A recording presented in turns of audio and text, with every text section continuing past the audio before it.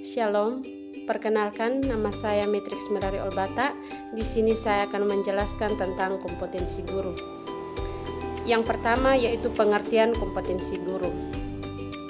Kompetensi merupakan penguasaan pengetahuan, keterampilan, dan sikap yang ditampilkan melalui proses kerja yang diharapkan bisa tercapai oleh seseorang setelah menyelesaikan suatu proses pendidikan.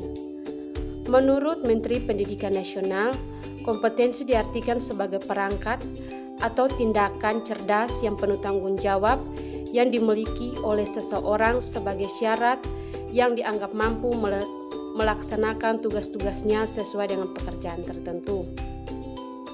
Sedangkan kompetensi guru bersifat kompleks dan merupakan suatu kesatuan yang utuh dan menggambarkan pengetahuan, keterampilan, dan nilai-nilai dasar yang direfleksikan melalui kebebasan berpikir dan bertindak dalam melaksanakan tugas sebagai pendidik. Ada 6 aspek dalam konsep kompetensi, yaitu yang pertama, pengetahuan, yang kedua, pemahaman, yang ketiga, kemampuan atau skill, yang keempat, nilai, yang kelima, sikap, yang keenam, minat. Kemampuan yang harus dimiliki guru adalah untuk mencapai tujuan dari kompetensi guru, yaitu sebagai berikut. Yang pertama, guru harus mampu memiliki kemampuan pribadi, artinya bahwa guru harus mempunyai pengetahuan, kecakapan, dan keterampilan serta sikap sehingga guru mampu mengelola PBM atau proses belajar mengajar dengan baik. Yang kedua, guru harus mampu menjadi inovator, artinya guru menjadi tenaga pendidik yang memiliki komitmen terhadap upaya perubahan dan informasi ke arah yang lebih baik.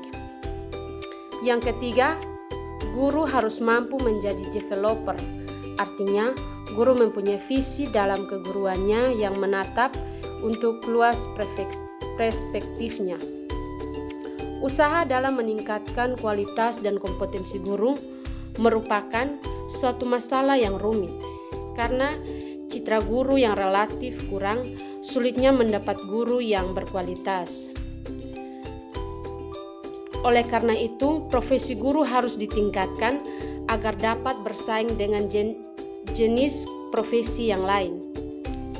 Jika tidak ada upaya dalam meningkatkan profesi guru, maka profesi guru tidak bisa mendapatkan atau menjaring tenaga-tenaga muda yang kompeten. Guru sebagai manajer kelas, pembelajaran, menentukan metode pembelajaran, dan menyusun bahan pembelajaran dari waktu ke waktu demi pengembangan siswa. Yang kedua, profesionalisme guru. Salah satu komponen pendukung bagi keberhasilan peningkatan mutu pendidikan dalam suatu profesionalisme guru, kemampuan dan keterampilan mengajar sangat perlu dimiliki. Pemahaman tentang kurikulum dan penguasaan materi merupakan prioritas utama seorang guru. Guru yang profesional akan terlihat dari penampilan, pelaksanaan, dan pengabdian tugas-tugasnya, baik materi maupun metode. Keahlian yang dimiliki oleh seorang guru profesional adalah keahlian yang diperoleh melalui suatu proses pendidikan dan pelatihan yang diprogramkan secara khusus. Keahlian tersebut dapat dinyatakan dalam bentuk sertifikasi dan akreditasi. Ada beberapa prinsip yang harus dimiliki oleh guru profesional menurut Undang-Undang Nomor 14 Tahun 2005, yaitu sebagai berikut. Yang pertama, memiliki bakat, minat, panggilan jiwa yang idealisme. Yang kedua, memiliki komitmen untuk meningkatkan mutu pendidikan, keimanan, ketakwaan, dan akhlak mulia. Yang ketiga, memiliki kualitas akademik dan latar belakang pendidikan yang sesuai dengan bidang status. Yang keempat, memiliki kompetensi yang diperlukan sesuai dengan bidang tugas. Yang kelima, memiliki tugas dan tanggung jawab. Yang keenam, memperoleh penghasilan yang ditentukan sesuai dengan prestasi kerja. Yang ketujuh, memiliki kesempatan untuk mengembangkan keprofesionalismenya secara berkelanjutan. dengan belajar sepanjang hayat. Yang ketujuh, memiliki jaminan perlindungan hukum dan melaksanakan tugasnya. Yang kedelapan, memiliki organisasi profesi yang mempunyai kewenangan mengatur hal-hal yang berkaitan dengan tugas-tugas keprofesional guru. Yang ketiga, komponen kompetensi guru. Ada 4 komponen yang harus dimiliki guru profesional, yaitu kompetensi pedagogik, kompetensi kepribadian dan kompetensi profesional, serta kompetensi sosial. Kompetensi pedagogik merupakan kemampuan dalam mengolah pembelajaran yang meliputi pemahaman, wawasan, dan landasan kependidikan, pemahaman terhadap peserta didik, pengembangan kurikulum, serta silabus, perancangan pelaksanaan pembelajaran yang mendidik dan dialogis, pemanfaatan teknologi pembelajaran, evaluasi belajar, dan pengembangan peserta didik untuk mengaktualisasikan berbagai potensi yang dimiliki. Yang kedua, kompetensi kepribadian. Kompetensi ini mencakup kepribadian yang beriman dan bertakwa serta berakal mulia, bijaksana, demokratis, mantap, berwibawa, stabil, dewasa, jujur, sportif, dan menjadi teladan bagi siswa, masyarakat secara objektif, mengevaluasi kinerja sendiri dan mengembangkan diri secara mandiri.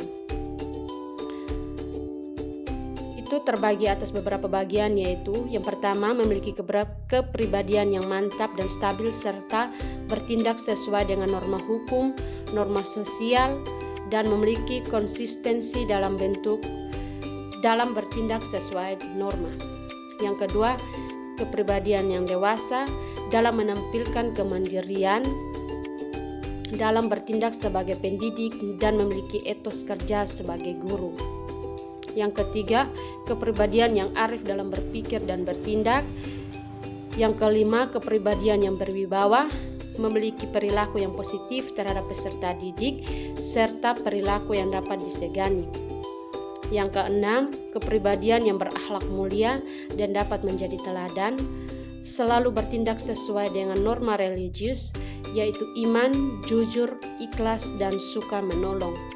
Yang kedelapan, kepribadian evaluasi diri dan pengembangan, memiliki kemampuan untuk berintrospeksi dan mampu untuk mengembangkan potensi diri secara optimal.